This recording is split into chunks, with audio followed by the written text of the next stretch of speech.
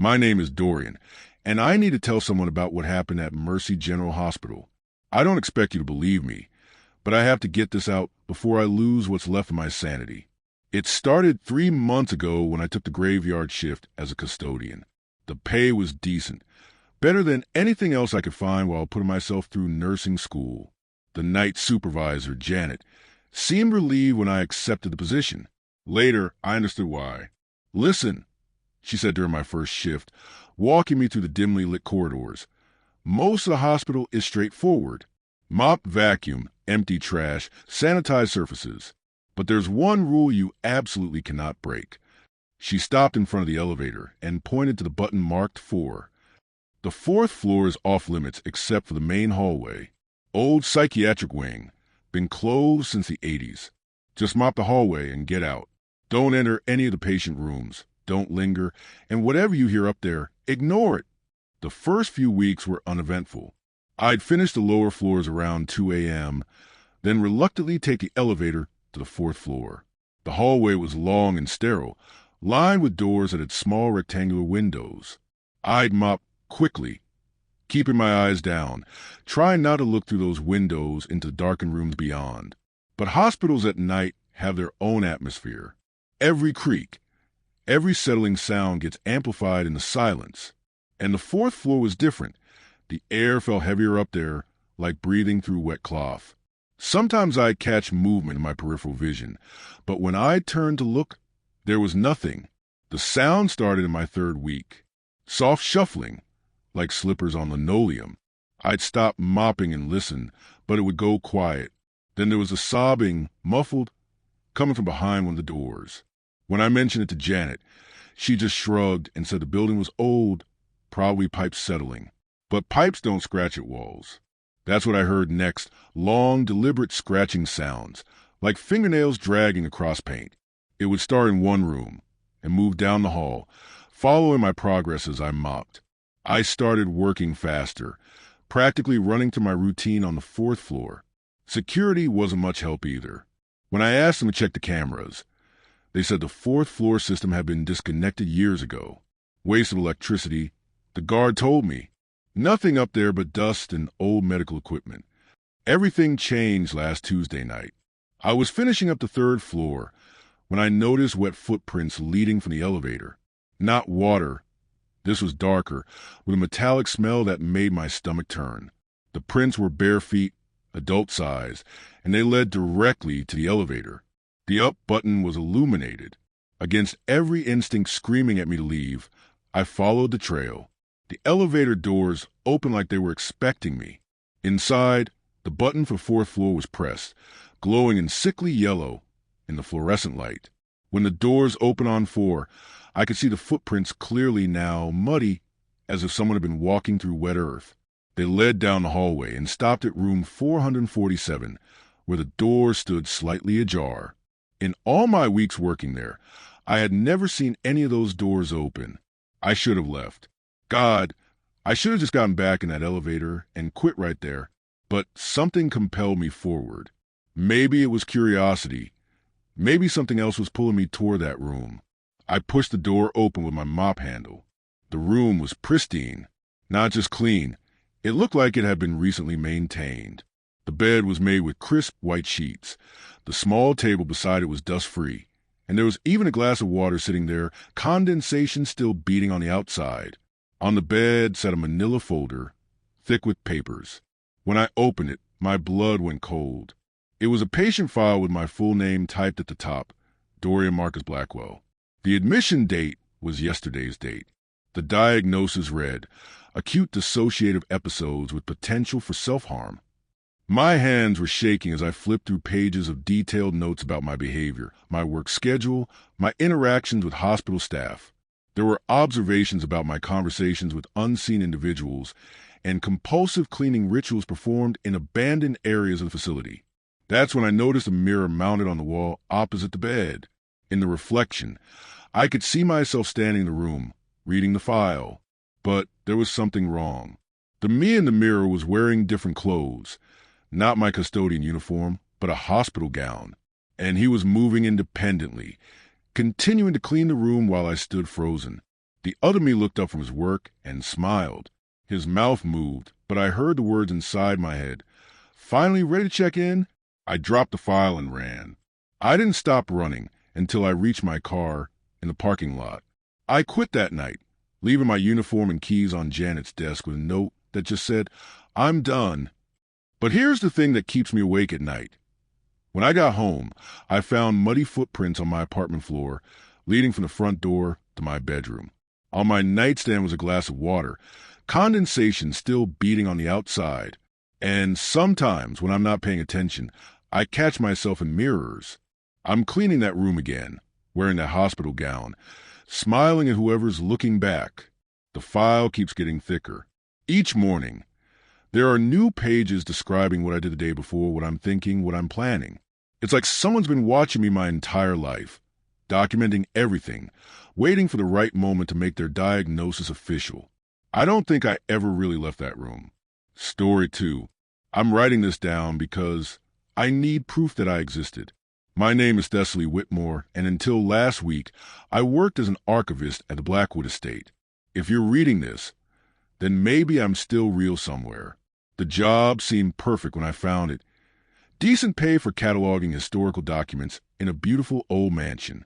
The Blackwood family had decided to donate their entire private collection to the State Historical Society, and they needed someone to organize centuries' worth of papers, photographs, and records before the transfer. Mrs. Eleanor Blackwood, the last surviving family member, was in her 80s and rarely left her upstairs quarters. She'd hired me through an agency and gave me free rein of the basement archives, with one caveat. Certain sections remained sealed by court order following what she called the incident in 1952. She handed me a brass key ring with specific instructions about which rooms I could access. "Just avoid the locked sections, dear," she said, her voice carrying a tremor that seemed like more than just age. Some family business is better left undisturbed. The basement was a maze of climate-controlled rooms filled with filing cabinets, document boxes, and shelves lined with leather-bound ledgers.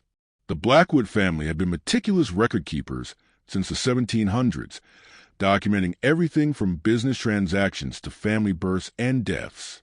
For the first month, I lost myself in the work. There's something deeply satisfying about bringing order to chaos, creating proper filing systems and digital catalogs. The history was fascinating, too. The Blackwoods had been influential in local politics and business for generations. But as I worked through the genealogical records, I started noticing something odd. Every third generation, there would be gaps in the family tree. Not deaths. Those were carefully documented with dates and causes.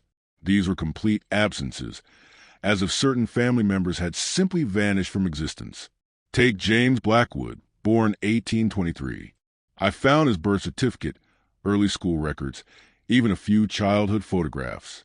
But around 1845, he disappeared entirely from the family records. No marriage certificate, no death notice, no mention in wills or property transfers. His siblings continued to be documented, but James was just gone. The pattern repeated throughout the centuries. Margaret Blackwood vanished in 1876. Thomas in 1907. Catherine in 1931. Always a third child of each generation, always around their early 20s, always leaving behind no trace except for those early childhood records. I tried asking Mrs. Blackwood about it during one of our brief encounters in the hallway, but she just smiled that fragile smile and said families are complicated, especially old ones. Sometimes people need to disappear, dear.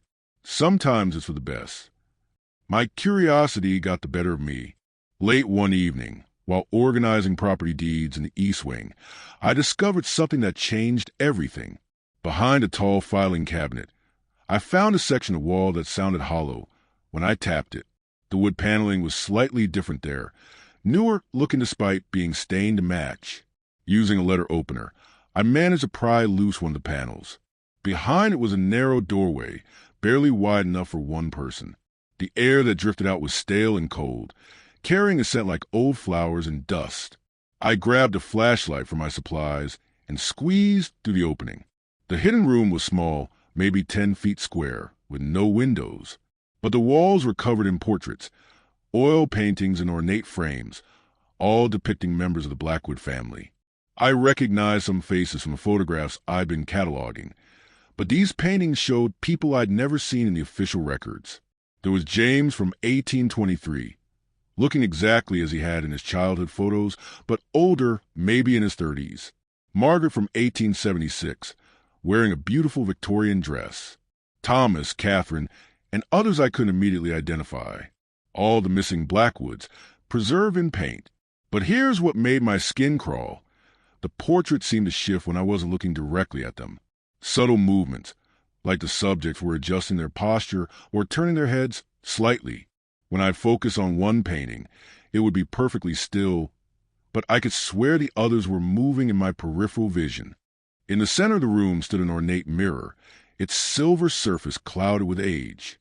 As I approached it, I saw my own reflection, but something was wrong. I was wearing different clothes, a dress that looked like it belonged to the 1950s. My hair was styled differently too, pinned up in victory rolls. But that wasn't the worst part. Behind my reflection stood all the missing Blackwood from the portraits, arranged like they were posing for a group photo. They were pointing at my reflection, their faces wearing expressions that seemed almost welcoming. I stumbled backward and ran from that room, but I couldn't shake what I'd seen. That night, I researched the 1952 incident Mrs. Blackwood had mentioned.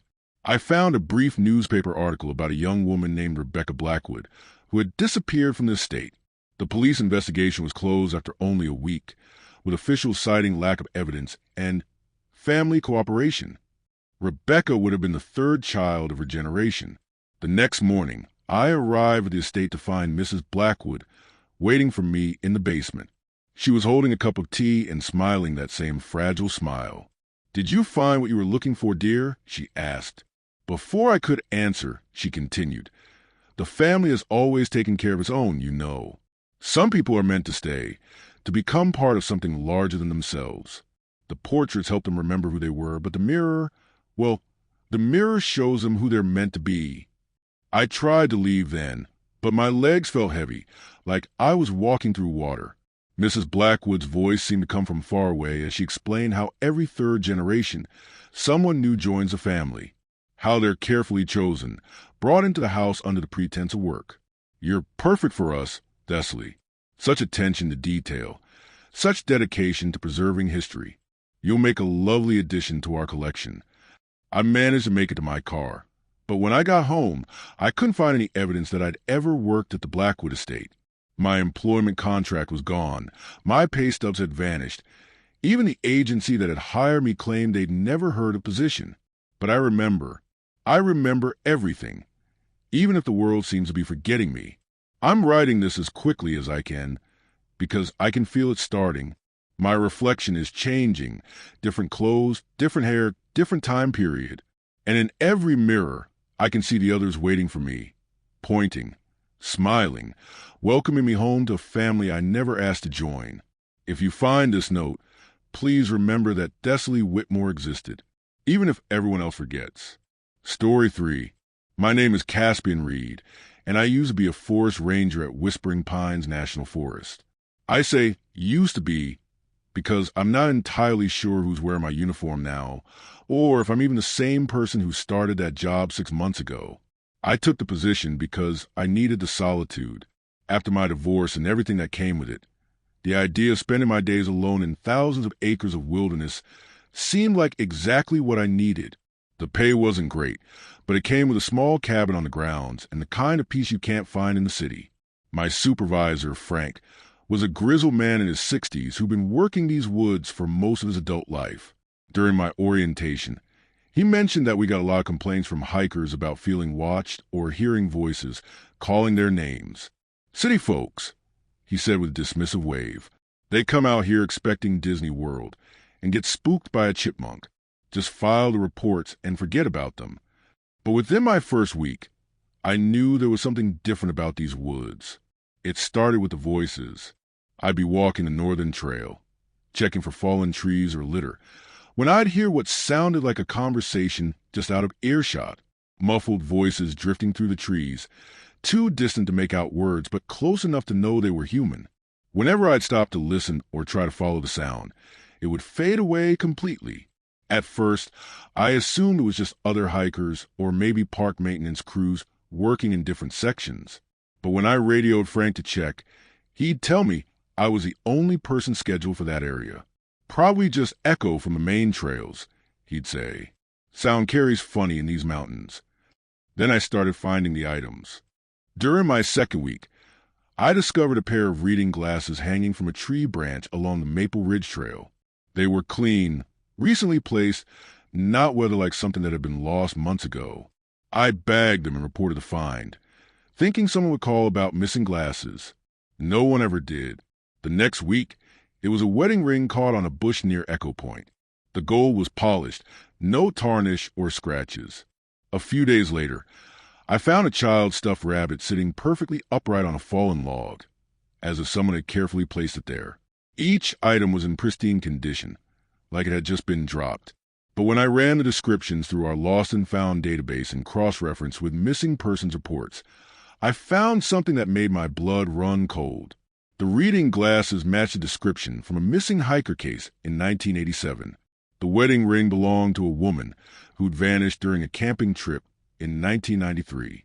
The stuffed rabbit was described in a report about a family that had disappeared while hiking in 2001. These items belonged to people who'd been missing for decades, but they looked like they'd been placed yesterday.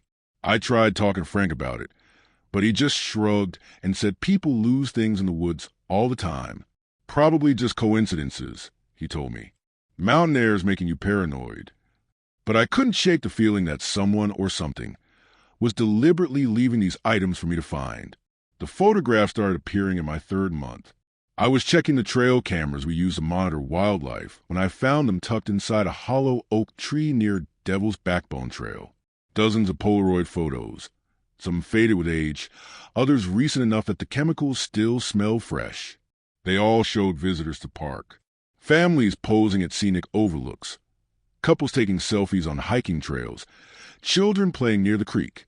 Normal vacation photos, except for one detail that made my hands shake as I flipped through them. In every single photograph, there was an extra person. A pale figure standing just behind the unsuspecting families, always partially obscured by shadows or trees, but clearly visible once you knew to look for it. The same person appeared in photos spanning 40 years, never aging, never changing.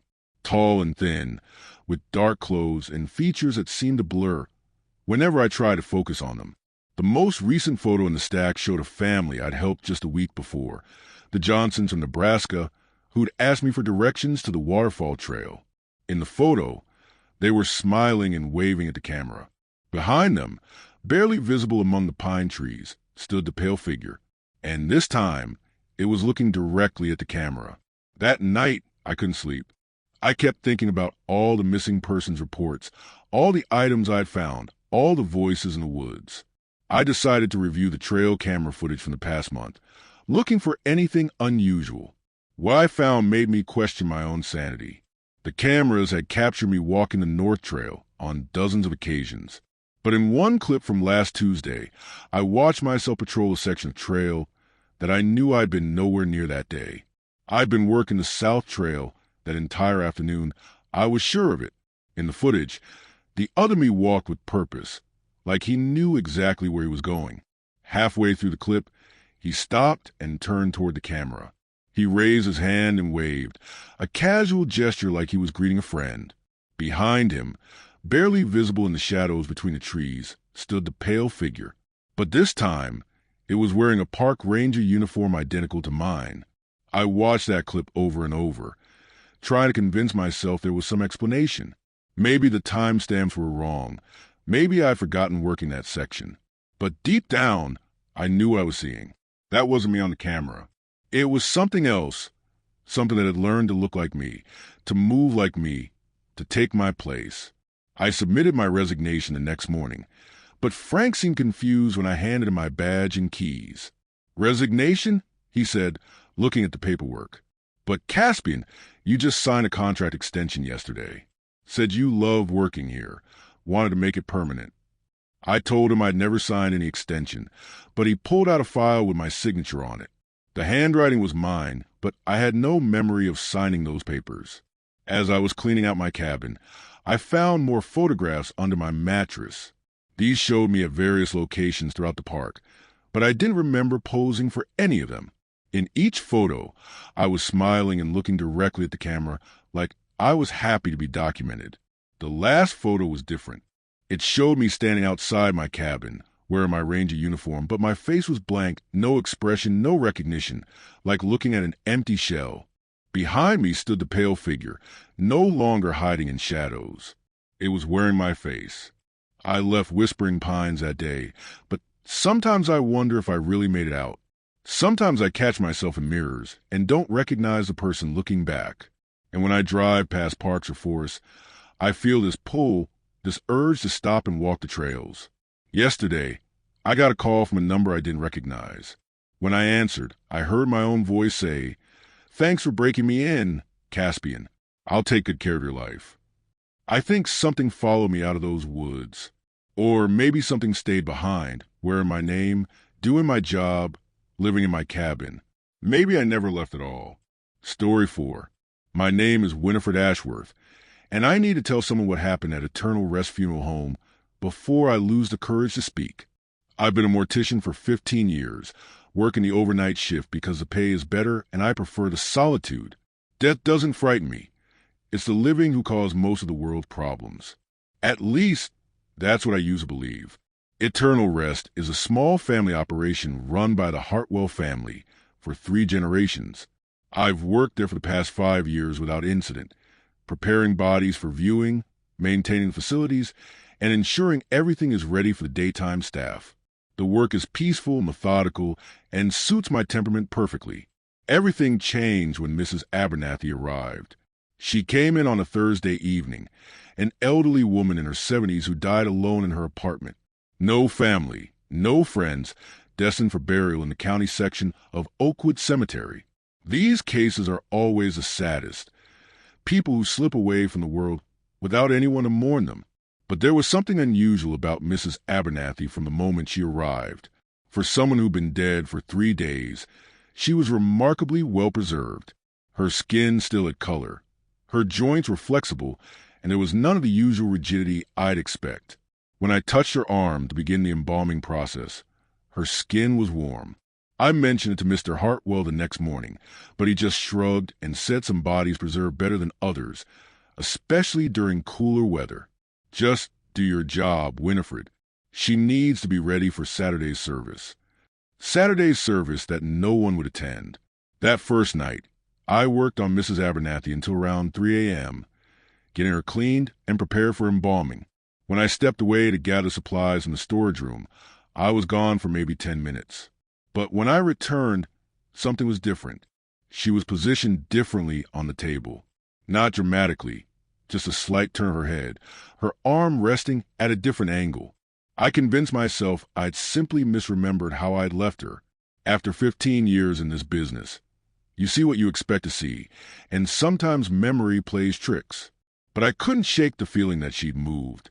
The second night, I completed the embalming process and moved Mrs. Abernathy to the viewing room. She looked peaceful in her simple gray dress, hands folded over her chest, surrounded by the few flower arrangements the funeral home provides for unclaimed bodies. I locked up the viewing room and finished my other duties, trying to ignore the persistent feeling that I was being watched. Around 2 a.m., I heard footsteps in the viewing room. Slow, deliberate steps on the hardwood floor, like someone walking around the casket. I told myself it was the old building settling, but the sound was too rhythmic, too purposeful. When I unlocked the door and peered inside, Mrs. Abernathy was sitting upright in her casket, staring directly at the door. Our eyes met across the dimly lit room, and she smiled.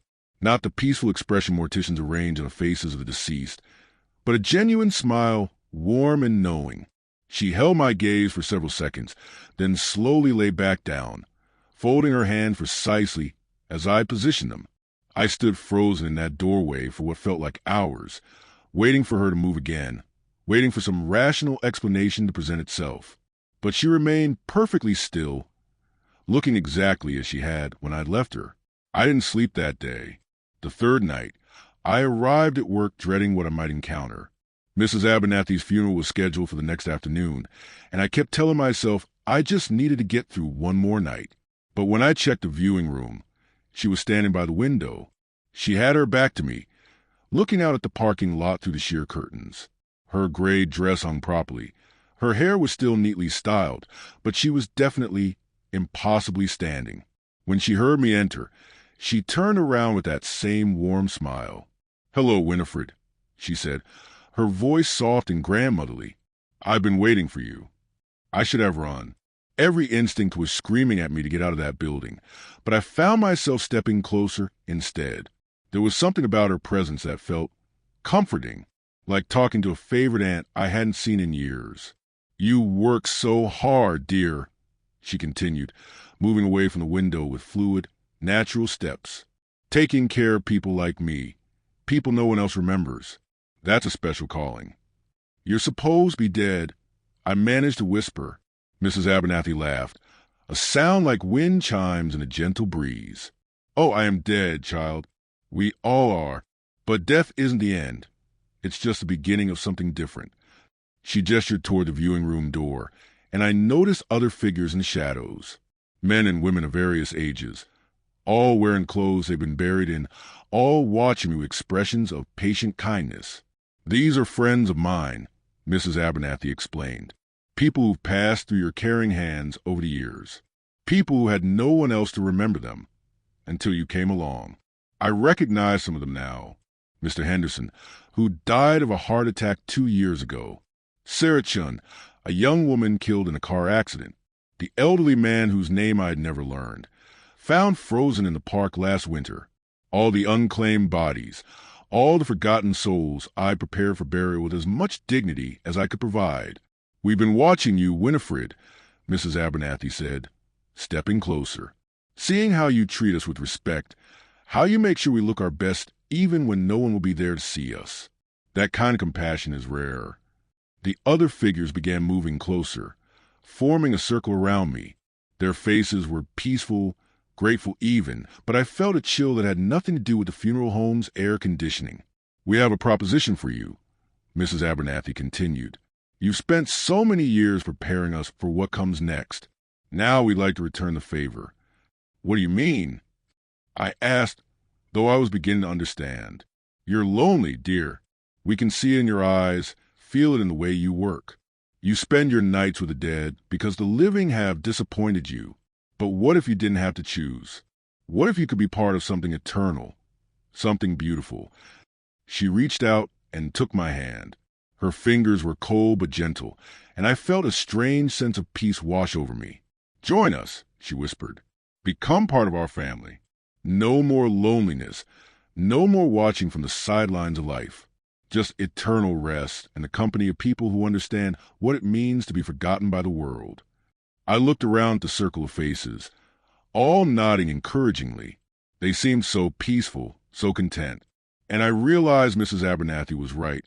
I was lonely. I'd been lonely for years, choosing the company of the dead because it was easier than risking hurt from living. "How?" I asked. Mrs. Abernathy smiled and began leading me toward the basement, where we stored unclaimed bodies in the refrigerated units. The others followed silently behind us. "It's simple, dear. Just lie down and close your eyes. When you wake up, you'll be one of us. Forever." The basement was darker than usual, and I could see that all the refrigerated units were open, empty, but the bodies that should have been inside were standing in the shadows, waiting for me with welcoming expressions. Mrs. Abernathy gestured to an empty gurney in the center of the room. "This is your place, Winifred, right here with all of us." I approached the gurney, feeling strangely calm. These people understood me, appreciated me. They were offering me exactly what I'd always wanted: peace, acceptance, belonging. As I lay down on the cold metal surface, Mrs. Abernathy leaned over me and whispered, "Welcome to the family, dear. Now you'll never be alone again." The last thing I remember is her closing my eyes with gentle fingers and the sound of all my new friends whispering welcome home in unison. I don't know how long I've been here now. Time moves differently when you're dead, but I'm not lonely anymore and I'm never afraid. My friends are always with me, and sometimes new people join our family. other morticians, funeral directors, people who spent their lives caring for forgotten dead. If you work in this business, if you spend your nights preparing bodies for burial, be careful. We're always looking for compassionate souls to join us.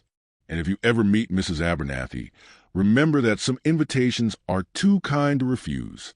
Story 5.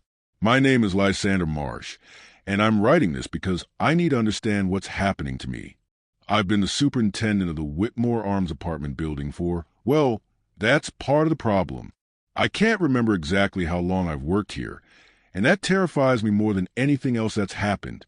The Whitmore Arms is a pre-war building in downtown, 8 stories of brick and limestone that's seen better decades.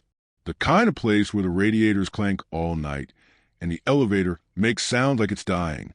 I handle the maintenance, collect complaints, and try to keep 60-year-old plumbing from flooding the basement. It's honest work, and the building's owner, Mr. Grayson, leaves me mostly alone as long as the tenants aren't calling him directly. The complaints about Unit 7B started about 6 months ago, though I'm realizing now that my sense of time might not be reliable. Tenants would call about noises coming from the apartment. Footsteps at all hours, crying, furniture being moved around. The usual complaints neighbors make about each other, except for one detail that made everyone uncomfortable. Unit 7B had been sealed since 1963. The apartment had been the scene of a murder-suicide that year. Gerald Morrison had killed his wife Margaret and then turned the gun on himself. The landlord at the time had sealed the unit rather than deal with the stigma and had remained locked ever since.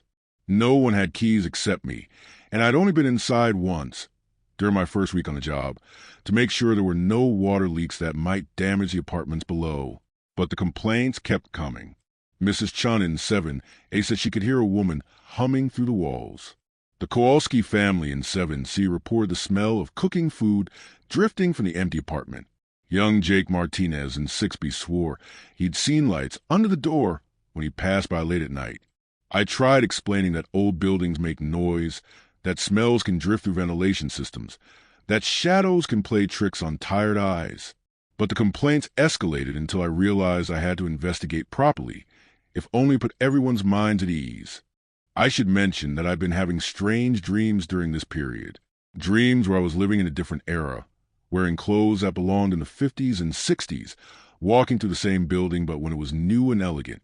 In these dreams, I knew all the tenants by name, and they treated me like I'd been there forever. Sometimes I'd wake up with the taste of cigarettes in my mouth, though I'd never smoked a day in my life. Last Tuesday, or what I think was last Tuesday, I finally decided to enter Unit 7B. I'd been putting it off, telling myself I was too busy with other repairs, but the truth was that the apartment made me deeply uncomfortable. Every time I passed the door, I felt watched, like someone was looking to the peephole from the inside. Using my master key, I unlocked the door and stepped inside. The apartment was a time capsule. Everything was exactly as it had been left in 1963. Newspapers dated from that year were scattered on the coffee table. A half-eaten meal sat on the kitchen counter, and there were still stains on the living room carpet where Gerald and Margaret Morrison had died. The air was stale but not musty, as if the place had been sealed but somehow maintained. But here's what made my skin crawl. The apartment was clean, not just free of dust, but actively maintained. The newspapers were neatly folded, the dishes were washed and put away, and there was a vase of fresh flowers on the dining room table. Yellow chrysanthemums, still dripping with water like they'd just been arranged. I pulled out my phone to document what I was seeing, but that's when I noticed the photographs on the mantelpiece. Black and white pictures in silver frames, showing a young couple in what was obviously the same apartment. The man was tall and thin with dark hair slicked back in the style of the early 60s. The woman was petite and pretty, with curled hair and a bright smile. Gerald and Margaret Morrison, I assumed, though something about the man looked familiar in a way that made me uncomfortable. I was studying the photographs when I heard the front door close behind me. Footsteps moved through the apartment, and a woman's voice called out cheerfully, "Honey, I'm home. Sorry I'm late. The market was so crowded today." I turned toward the kitchen and saw her, Margaret Morrison, or someone who looked exactly like her, setting grocery bags on the counter. She was translucent, like looking through colored glass, but she moved with the casual familiarity of someone going about their daily routine. She looked up and saw me standing there, and her face lit up with genuine pleasure. "Oh, hello there," she said, as naturally as if we were old friends. "You must be Lysander. Gerald mentioned you might stop by today." She began unpacking groceries, milk, bread, vegetables that looked fresh from 1963. "Are you staying for dinner?" "I'm making pot roast, Gerald's favorite." I couldn't speak. I couldn't move. This was impossible. But she was right there, humming to herself while she organized canned goods in cabinets that should have been empty for 60 years. "Gerald should be home soon," she continued, glancing at a clock on the wall that showed 6:15, though my phone said it was 2:30 in the afternoon. "He's been working so hard lately. Poor thing. But he loves this building, loves taking care of everyone who lives here." That's when the pieces started falling into place with sickening clarity. I pulled out my phone and opened the camera, switching it to selfie mode to see my reflection in the screen. The face looking back at me was mine, but subtly different. My hair was styled differently, slicked back like men wore it in the early 60s. My clothes had changed too. Instead of my usual jeans and work shirt, I was wearing dark slacks and a white button-down. I looked exactly like Gerald Morrison in those photographs. "The building records," I whispered, and Margaret looked up from her cooking with concerned expression. "What's that, honey? You look pale. Are you feeling all right?" I stumbled out of the apartment and down to the basement, where I kept the building's administrative files. With shaking hands, I pulled out the employment records and flipped to my information.